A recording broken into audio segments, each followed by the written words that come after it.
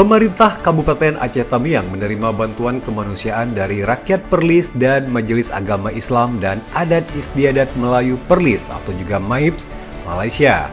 Dalam sebuah acara yang berlangsung penuh kehangatan di Aceh Tamiang pada Jumat 6 Maret 2026.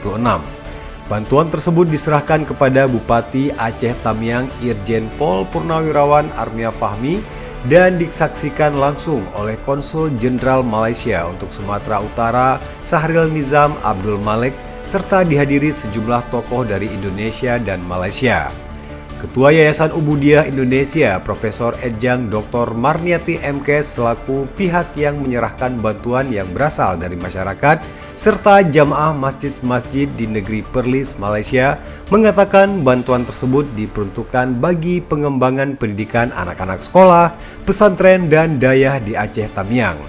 Sementara itu, perwakilan delegasi MAIPS menyampaikan apresiasi atas sambutan hangat dari pemerintah Kabupaten Aceh Tamiang serta koordinasi yang baik selama kunjungan berlangsung.